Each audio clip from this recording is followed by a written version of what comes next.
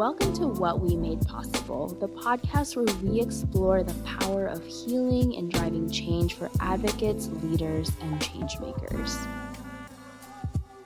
The conversations here draw the connection between creating new possibilities in the world, possibilities of care, of belonging, of thriving for our communities, with stories of personal healing and loving relationship building. I'm your host, Patty Daylight, leadership coach for social change. I spent a decade in nonprofits, government, and DEI, securing 6- and 7-figure opportunities for communities of color. And I've experienced firsthand the transformative power of compassion, healing, and belonging in making a bigger impact. Let's dive in. Hi guys, welcome to What We Made Possible. Today I'm going to tell the story of how I lost $10,000 to imposter syndrome and how that impacted me and my team. And when I say imposter syndrome, I want to acknowledge a few things. First, imposter syndrome is not an illness, right? There's not a syndrome in the classic sense. Imposter syndrome, when it was first observed, it was done in a study of white women on a campus, and they called it imposter phenomenon. So it was just this thing that the researchers observed when they saw that women who were coming into college, coming into these classes, started to feel like they didn't belong. And the imposter part is when they felt like someone was going to find out. There was some way that who they were and who they showed themselves to be were different, and that they were going to be found out that they were some kind of imposter. And this happens most often, from my experience, when you are in those liminal points, those transitions of power and influence and positionality. So I'll give you an example. Folks who are working in corporate for the first time after being in nonprofits, or even the opposite. If you're working in community for the first time after working, let's say, at a bank, the reason why you start to feel that, and someone who's coming into community might feel like, oh no, I don't know enough about this kind of work. They're going to find out that I'm a fake. They're going to find out that I don't know what I'm doing. They're going to find out that I cannot actually perform in the way that I have shown myself to perform. And then whenever something goes right, they will believe that that is their mask. So imposter syndrome is really this idea of when we are coming into almost more privileged positions, we, for some reason, and I'll talk about those reasons, don't believe that we belong. And for marginalized folks, for folks of color, for women, for queer and trans folks, for disabled folks, if you are coming into a space of almost like not a higher position, but a space of more power and more influence, that is very often where it comes up. And I've seen it where, actors who were working on Broadway for the first time after being in community and regional theater their entire careers, people who are going into medical school and then they see that none of their peers look like them. It's very much in these spaces of, I'm a person of a marginalized identity coming into a predominantly white space. The other thing that I want to say about imposter syndrome is that it is not our fault. There's no blame, there's no shame here. Imposter syndrome is really just believing the lie that we are less than because of our identities. It is really just internalized oppression by another name. It's when oppression has gotten under our skin and it blocks us from realizing who we are. I saw a post recently that said, walk into every room like your ancestors put you there. Because when we internalize oppression, right, when we are coming in with that lie and when we believe imposter syndrome, we forget where we come from. We forget the strength, we forget the resilience, our ability to navigate change, our ability to step up. And I'm not the only person who's experienced this. I've had clients who pull offers on homes because they didn't think they deserved them, or folks who have allowed romantic relationships to pass them by for fear of letting that person down. When we act from that place, then in some ways, and this is why I think they call it syndrome, we're almost taking these wins away from ourselves. So let me tell you a story. I was at one point an analyst and an advisor within the first Office of Diversity in New York City. And there was the chief diversity officer, and then there was the deputy chief. And the deputy chief left, that position became open. And I started to help recruit for that position. I even recommended someone for the job. And meanwhile, I was asked if I wanted that role. And I said no. There's two reasons why I said no. One was I didn't want to change my focus. I was really focused on policy work, and the deputy position was more of like a community outreach position. It was more of backing up the chief, and I didn't want that change of my scope. I really liked being in the background. The second reason is like I thought that I couldn't do it. I just didn't feel like I had it in me. I didn't feel like I deserved it. I didn't feel like I was the person for the job. There was a specific kind of person for that role who I imagined, and I was not that person. When I thought about taking on the role, I had those thoughts of like, oh, they're going to find out that I'm not very good at this. I'm not very good at community building, or I'm not very good at like schmoozing or networking or like representing the office in a certain way.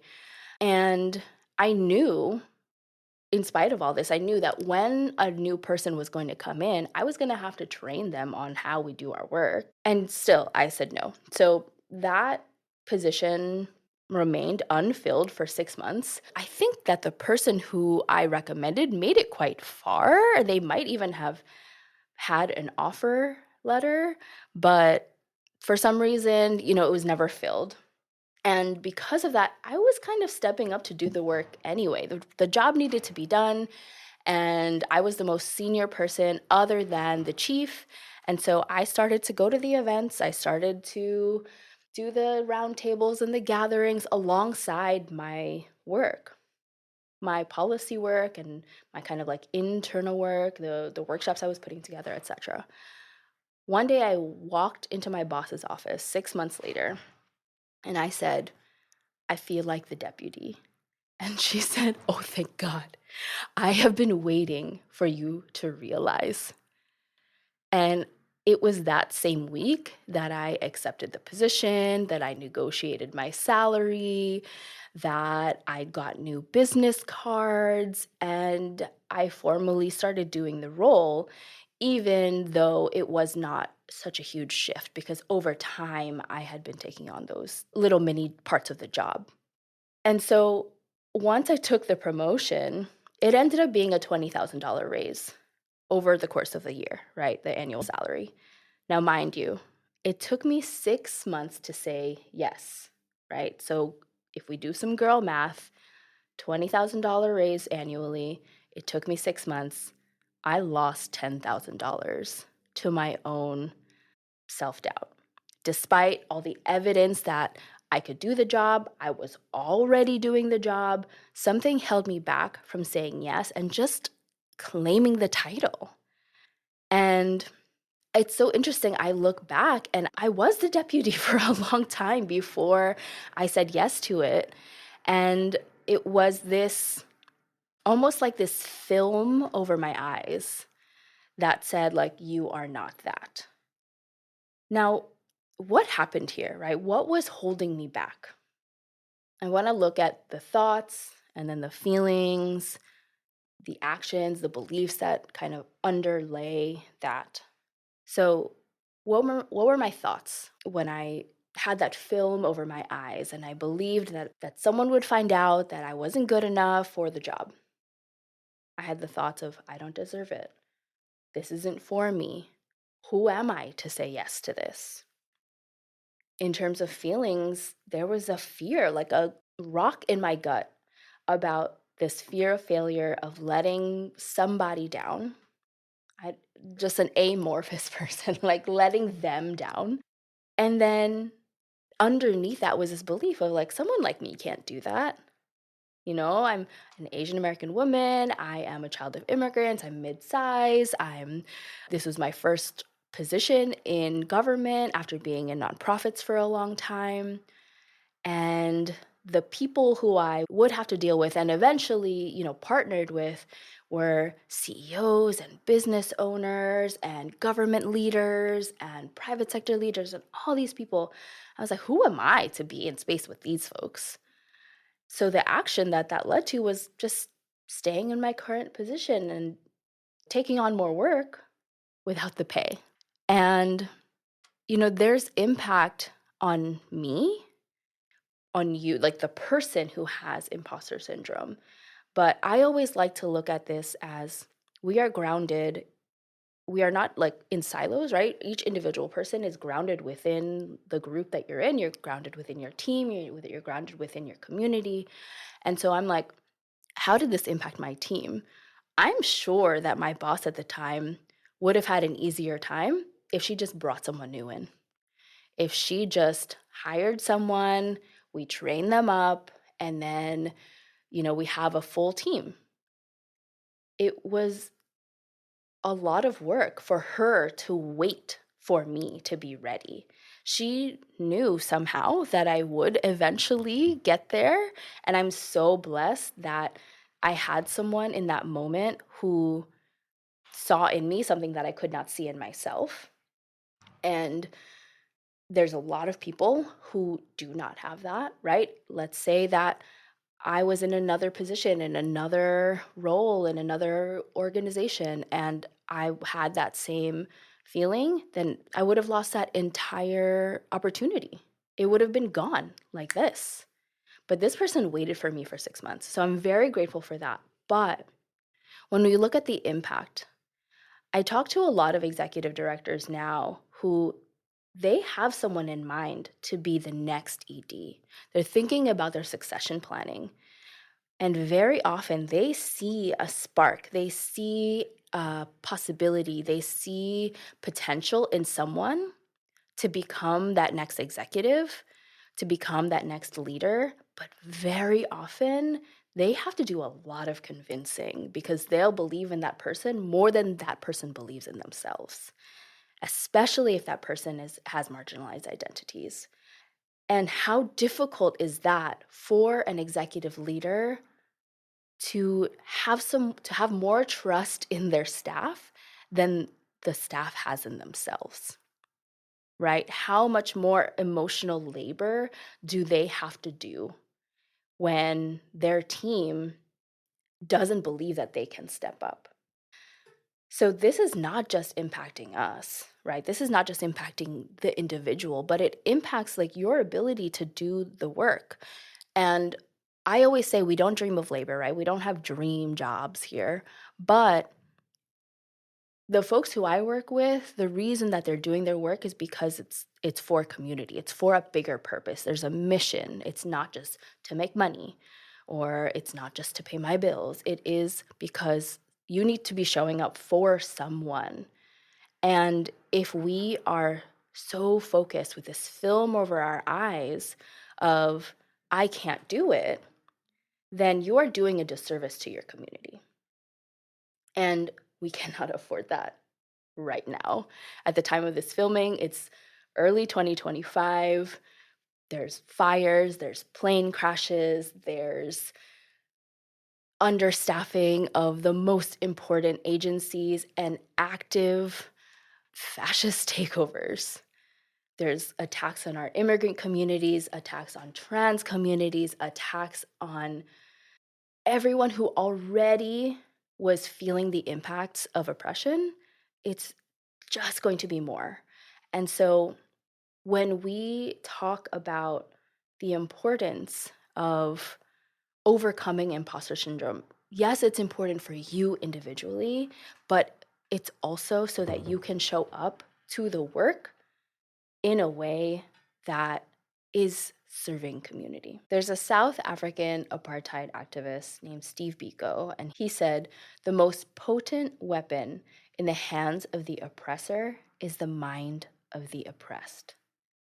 So when we accept subjugation, when we think I am less than because of who I am, and we act from that place, we are doing the oppressor a favor. We are doing their job for them. This is a natural experience. Every time you're coming into a new space, an unknown space, a promotion or a new position or a new group, it's natural to fear the unknown and to fear that you don't belong, because that's one of our most human needs, is belonging. And it's natural to question, do I belong here? Because our brains are designed to look out for us in that way. They're designed to look out for our safety. And if we don't belong, then we got to get out of there, right? And so if that is not the case and you actually do belong, but you want to train your brain or you want to shift that experience, that's where it becomes important to recognize that I cannot hand over my power. I cannot allow this to be like the place where I act from. And the way to kind of do that, I always say, like, whatever experience that you're trying to push away, like let's say that you're experiencing these impostery feelings and thoughts. If you just try and push it away and you just try to be like, you know what, screw it, I'm just gonna say yes, I'm just gonna do it, I'm just gonna jump. And you're like, I'm just gonna swallow my fear and do it. Then really what you're doing is kind of pushing away the experience. But really, my approach is one of compassion, right? Like, why do you feel that? And actually, like, who benefits when I feel like an imposter? Kind of giving that feeling back to where it actually belongs, which is the oppressor, right? And it's, again, I said, it's not our fault because we have been told from the jump, from get-go, we don't belong here, right? We had one Black president, and now America is on some "you will not replace us" energy to the nth degree. And they are actively harming communities to try and reclaim their positionality. And that this is not the first time, right? And so we are seeing this in real time, and we have seen it our entire lives. Of course, you're going to go into a new space and be like, oh, I don't know if I belong here. Oh, I don't know if I could do it. I don't know if I X, Y, and Z. But I invite you to bring in that compassion, bring in okay, imposter syndrome, like, what are you trying to tell me? How are you trying to protect me?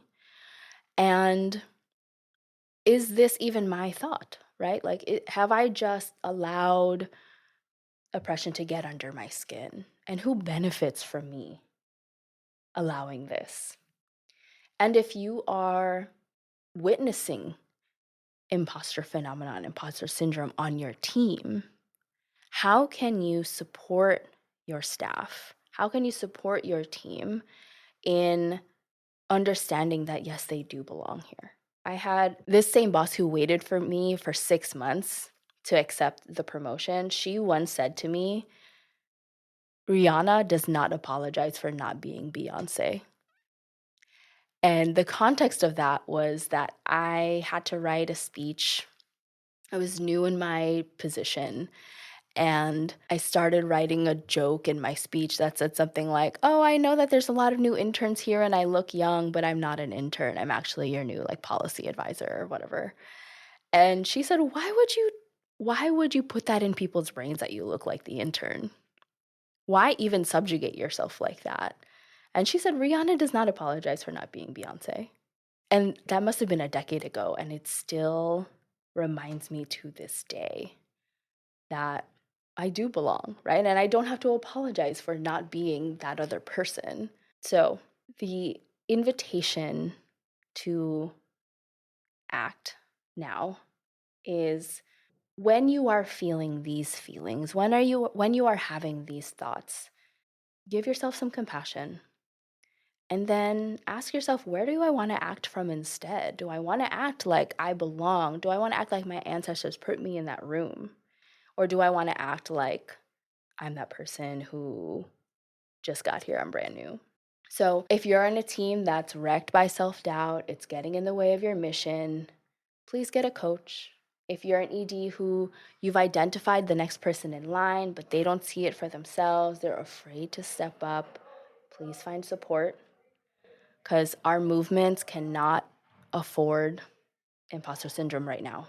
We cannot afford internalized oppression right now. Our communities need us more and more, and we cannot allow supremacy culture to win. So please reach out. I'm currently taking on projects for Q2 and Q3 of 2025. The link to book a call with me, a discovery call, is in the show notes. And we can talk about how do we bring this to your team? How do we enhance your mission? How do we get people to believe that they are here to make a difference and that they don't have to be afraid of that? I look forward to chatting with you. Thank you for listening to What We Made Possible. I really hope this episode resonated. As a coach, I always end with action steps, and so I invite you to do something, which is to pause and ask yourself, what resonated? What am I taking away? And what's possible for me and my community now? If you liked this conversation, please leave a review and a rating. It helps so much. Thanks again.